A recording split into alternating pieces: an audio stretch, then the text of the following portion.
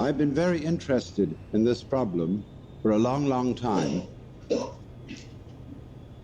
and I've come to the conclusion that what most civilized people mean by that word is a hallucination. That is to say, a false sense of personal identity that is at complete variance with the facts of nature. And as a result of having a false sense of identity, we act in a way that is inappropriate to our natural environment. And when that inappropriate way of action is magnified by a very powerful technology, we swiftly begin to see the results of a profound discord between man and nature. As is well known, we are now in the process of destroying our environment as a result of an attempt to conquer it and master it. And we have not realized, therefore, that our environment is not something other than ourselves. In assuming that it is, we have made a great mistake and are now paying the price for it. But most people would agree with the lines of the poet who said, "I, a stranger and afraid, in a world I never made." Because we have the strong sensation that our own being inside our skin is extremely different from the world outside our skin. That while there may be intelligence inside human skins, and while there may be values and loving feelings, outside the skin is a world of mechanical process which does not give a damn about any individual and which is basically unintelligent, being gyrations of blind force, and so far as the merely biological world is concerned, gyrations of libido, which is Freud's word for blind lust. It should be obvious that the human being goes with the rest of the universe. Even though we say in popular speech, "I came into this world." Now, it is not true that you came into this world. You came out of it. In the same way as a flower comes out of a plant, or a fruit comes out of a tree. And as an apple tree apples, the solar system in which we live, and therefore the galaxy in which we live, and therefore the system of galaxies in which we live, that system peoples. And therefore people are an expression of its energy and of its nature. If people are intelligent, and I suppose we have to grant that if, then the energy which people express must also be intelligent, because one does not gather figs from thistles and grapes from thorns. But it does not occur, you see, to the ordinary civilized person to regard himself or herself as an expression of the whole universe. It should be obvious that we cannot exist except in an environment of earth, air, water, and solar temperature, that all these things go with us and are as important to us, albeit outside our skins, as our internal organs, heart, stomach, brain, and so forth. Now, if then we cannot describe the behavior of organisms without at the same time describing the behavior of their environments, we should realize that we have a new entity of description, not the individual organism alone, but what would now be called a field of behavior, which we must call rather clumsily the organism environment. You go with your environment in the same way as your head goes with the rest of your body. You do not find in nature faces arriving in the world sui generis. They go with a body. But also bodies do not arrive in a world which would be, for example, a plain ball of scrubbed rock floating without an atmosphere far away from a star. That will not grow bodies. There is no soil for bodies. There is no complexity of environment, which is body producing. So bodies go with a very complicated natural environment. And if the head goes with the body and the body goes with the environment, the body is as much an integral part of the environment as the head is part of the body. It is deceptive, of course, because the human being is not rooted to the ground like a tree. A human being moves about and therefore can shift from one environment to another. But these shifts are superficial.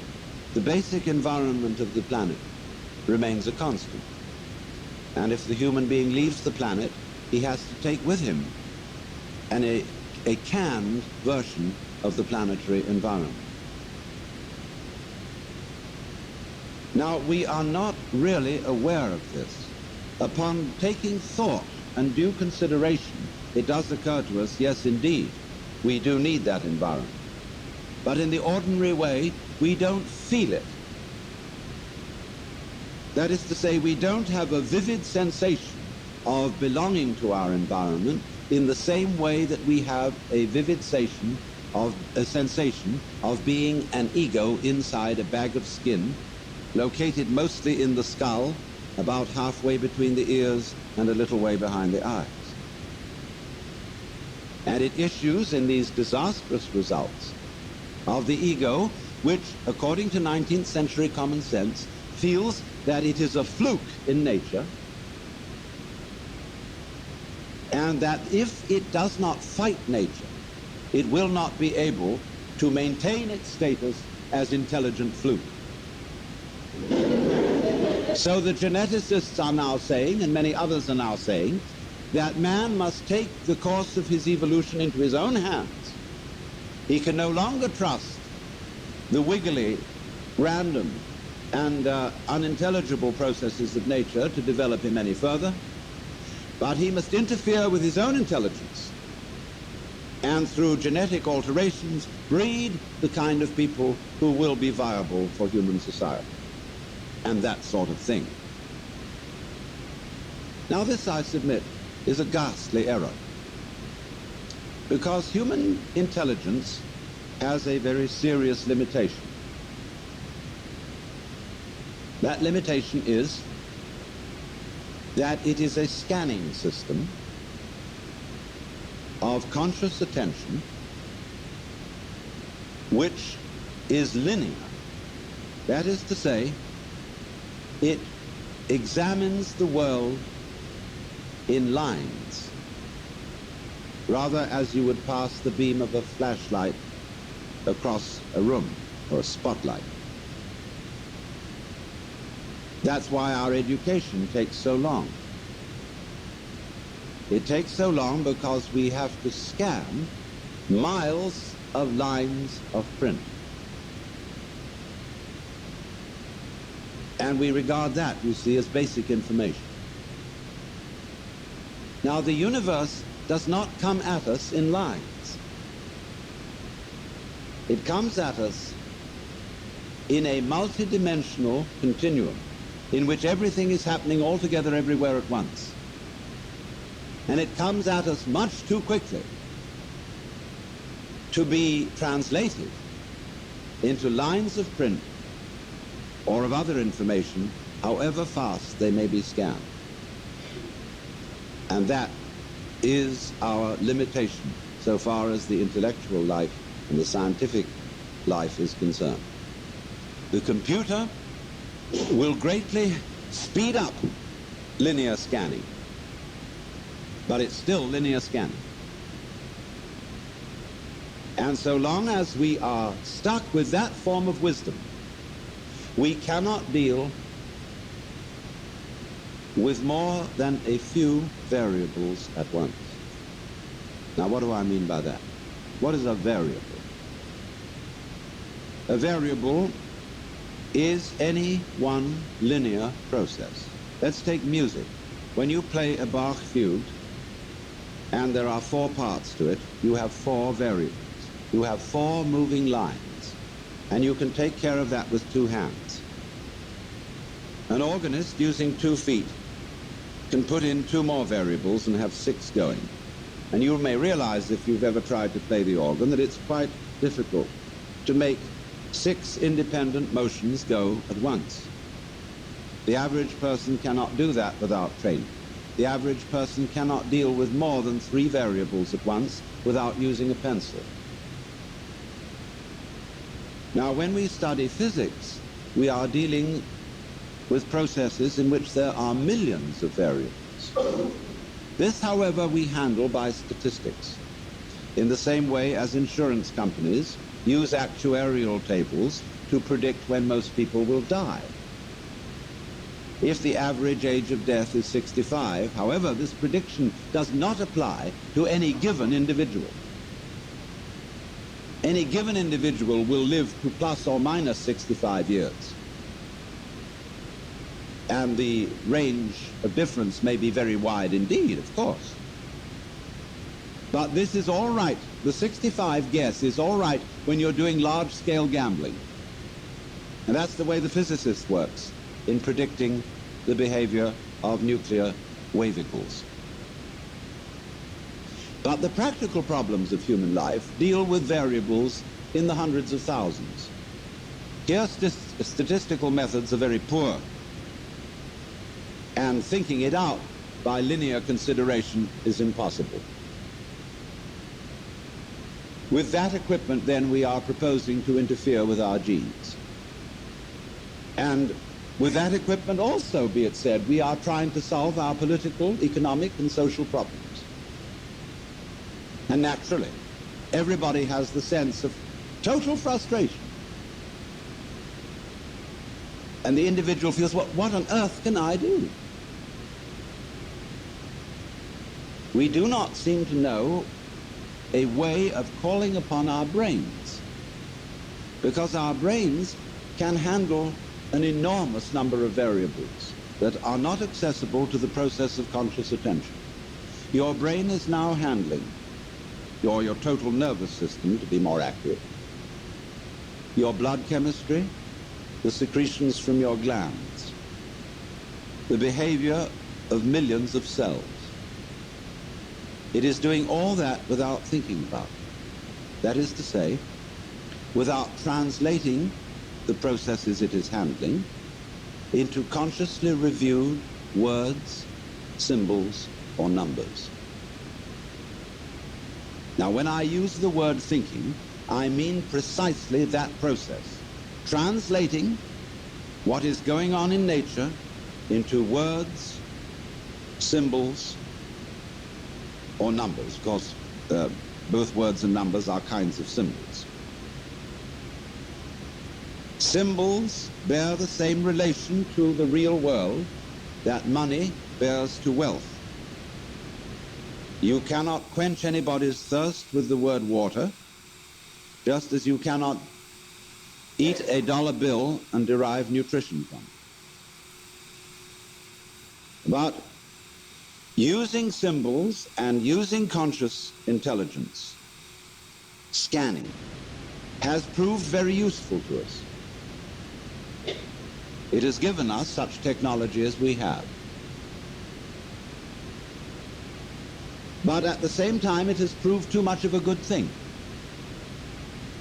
At the same time, we've become so fascinated with it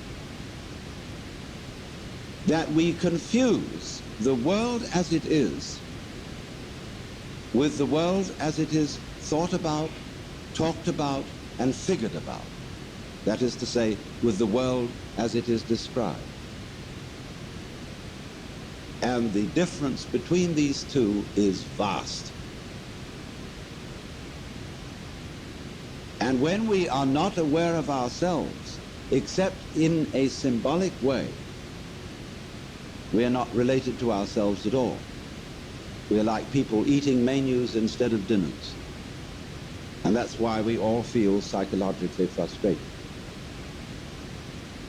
So then we get back to the question of what do we mean by I?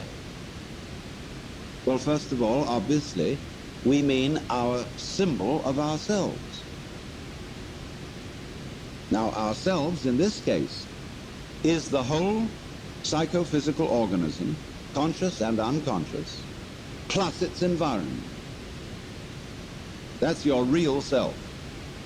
Your real self, in other words, is the universe as centered on your organism. That's you. You say, let me just clarify that a little for one reason. What you do is also a doing of your environment. Your behavior is its behavior as much as its behavior is your behavior. It's mutual. We could say it is transactional. You are not a puppet which your environment pushes around, nor is the environment a puppet which you push around. They go together. They act together. In the same way, for example, if I have a wheel, one side of it going down is the same as the other side of it going up. When you handle the steering wheel of a car, are you pulling it or are you pushing it?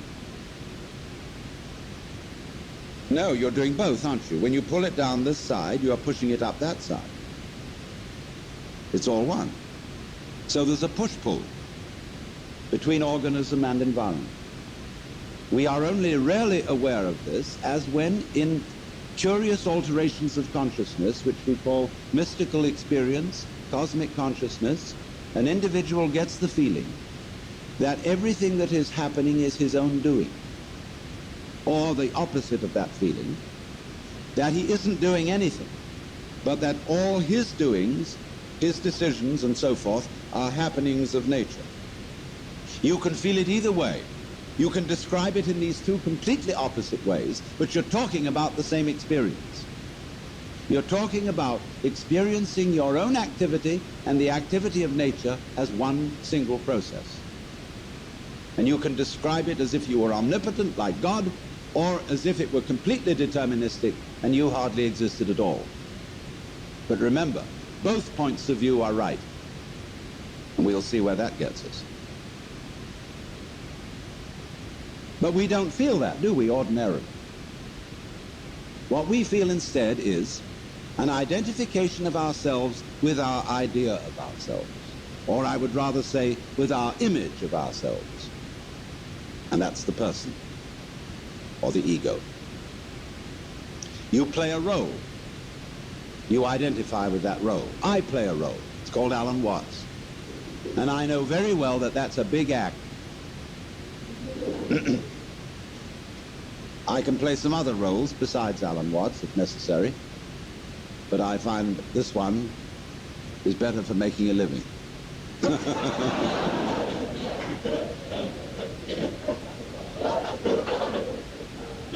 But I assure you, it's a mask, and I don't take it seriously.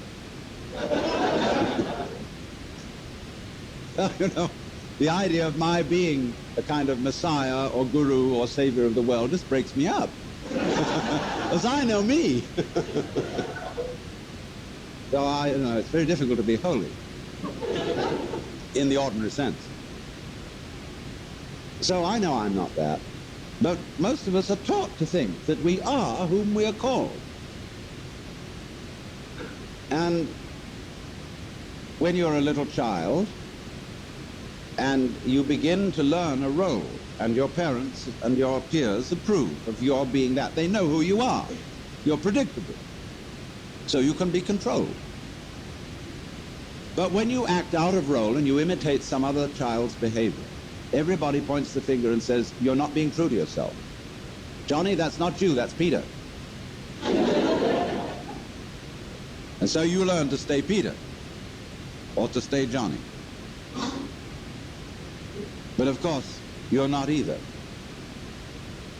Because this is just the image of you. It's as much of you as you can get into your conscious attention, which is precious little. Your image of yourself contains no information about how you structure your nervous system. It contains no information about your blood chemistry. It contains almost no information about the subtle influences of society upon your behavior. It does not include the basic assumptions of your culture, which are all taken for granted and unconscious. And you can't find them out unless you study other cultures to see how their basic assumptions differ. It includes all kinds of illusions that you're completely unaware of, as, for example, that time is real, and that there is such a thing as a past, which is pure hokum. But nevertheless, all these things are unconscious in us, and they are not included in our image of ourselves, nor, of course, included in our image of ourselves is there any information about our inseparable relationships with the whole natural universe. So this is a very impoverished image. When you ask a person, what did you do yesterday? They'll give you a historical account of a certain number of events in which they participated and a certain number of things which they saw, used, or were clobbered by. But realize at once that this history leaves out most of what happened. I, in trying to describe what happens to me this evening, will never be able to describe it, because there are so many people here that if I were to talk about everyone whom I've seen, what they were wearing, what color their hair was, what sort of expressions they had on their faces, I would have to talk till doomsday. So instead of this rich physical experience, which is very rich indeed, I have to attenuate it in memory and description to saying, oh, I met a lot of people in Philadelphia. And there were men and there were women, and lots of them were young and some of them were old. You know, it's the most utterly impoverished account of what went on. So therefore, in thinking of ourselves in this way, what I did yesterday, what I did the day before, in terms of this stringy, mangy account, all I have is a caricature of myself. And you know the caricaturist doesn't draw you all in, he just puts certain salient features whereby people will recognize you. It's not a skeleton. So we are, as it were, conceiving ourselves as a bunch of skeletons. And they got no flesh on them, just a bunch of bones. And no wonder we all feel inadequate. We're all looking for something, to the future, to bring us a goodie. Who we know we ought to have, there's a golden goodie at the end of the line somewhere.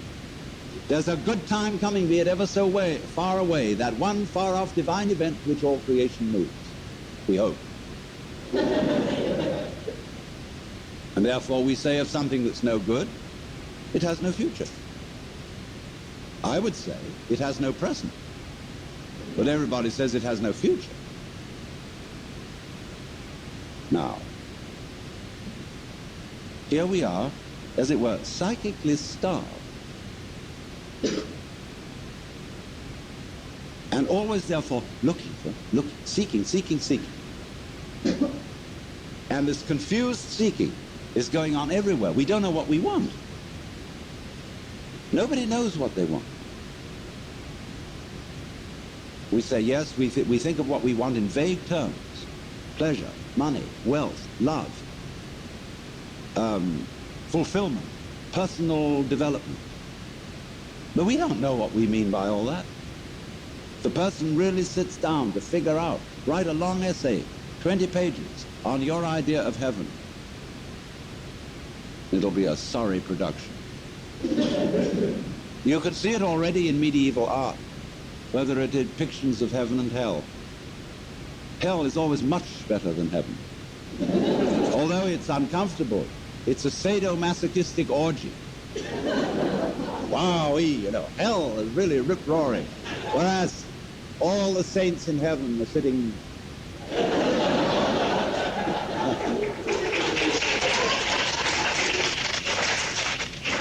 you know, very, very smug and demure, like they were in church.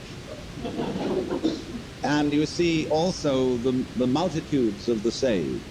Instead of this writhing, wormy thing, you can see all their heads, which the artist has drawn to abbreviate them, just the tops of their heads in masses. They look like cobblestone street. Flattened out. So what has happened then is this, that our eye is an illusion. It's an image. And it is no more ourself than an idol is the Godhead. But we say, it can't be so because I feel I really exist. It isn't just an idea in my head, it's a feeling. I feel me. Well, what is it that you feel when you feel I? Well, what is it that you feel when you feel I? I'll tell you. What do you do when somebody says, pay attention? What is the difference between looking at something and taking a hard look at it? Or between hearing something and listening intently? What's the difference? What's the difference between waiting while something goes on and enduring it? Why? The difference is this, that when you pay attention, instead of just looking, you screw up your face, you frown and stare. That is a muscular activity around here. When you will, you grit your teeth or clench your fists. When you endure or control yourself, you pull yourself together, physically, and therefore you get uptight. You hold your breath. You do all kinds of muscular things to control the functioning of your nervous system. And none of them have the slightest effect on the proper operation of the nervous system. If you stare at things, you will rather fuzz the image than see them clearly. If you listen intently by concentrating on muscles round the ears, you will be so much attending to muscles here that you won't hear things properly. And you may get singing in the ears. If you tighten up with your body to pull yourself together, all you do is constrict yourself. I remember in school, I sat next to a boy who had great difficulty in learning to read. And what they always say to children is, try. If you can't do something, you must try. So the boy tries. And what has he done? When he's trying to get out words, he grunts and groans as if he were lifting weights. And the teacher's impressed. The boy's really trying, gives him B for effort. All he's doing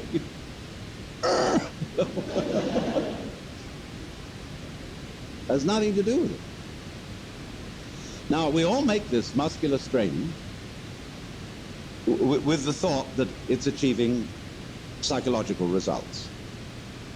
The sort of psychological results it's intended to achieve. Now, all this amounts to is it's like you're taking off in a jet plane. You're going a mile down the runway and the thing isn't up in the air yet. You get nervous. So you start pulling at your seatbelt. That's what it is. Now, that is a chronic feeling. We have it in us all the time, and it corresponds to the word I. That's what you feel when you say I. You feel that chronic tension. Because when an organ is working properly, you don't feel it. If you see your eye, you've got cataract. If you hear your ears, you've got singing in your ears, getting in the way of hearing. When you are fully functioning, you are unaware of the organ. When you're thinking clearly, your brain isn't getting in your way. Actually, of course, you are seeing your eyes in the sense that everything you see out in front of you is a condition in the optic nerves at the back of the skull. That's where you're aware of all this.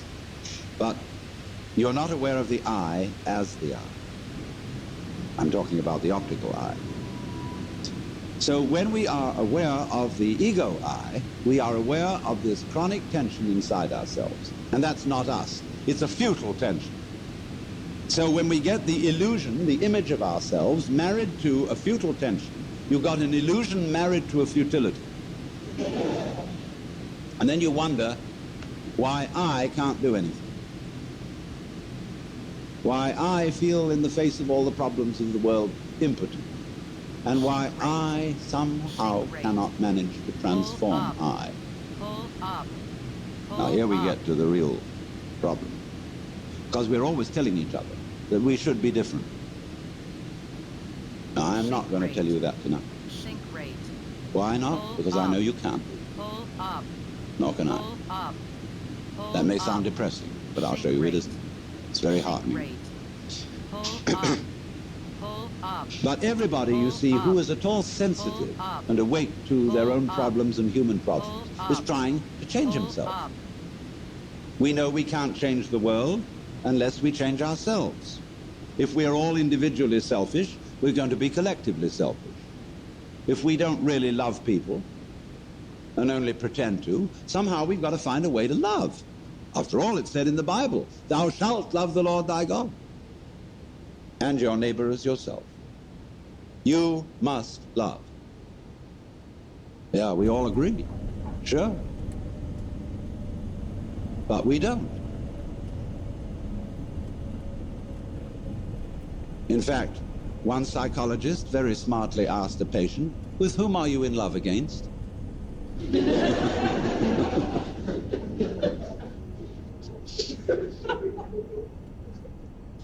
And this particularly becomes appalling when we enter into the realm of higher things, by which I mean spiritual development. Everybody these days is interested in spiritual development. And wisely, because we want to change our consciousness. Many people are well aware that this egocentric consciousness is a hallucination.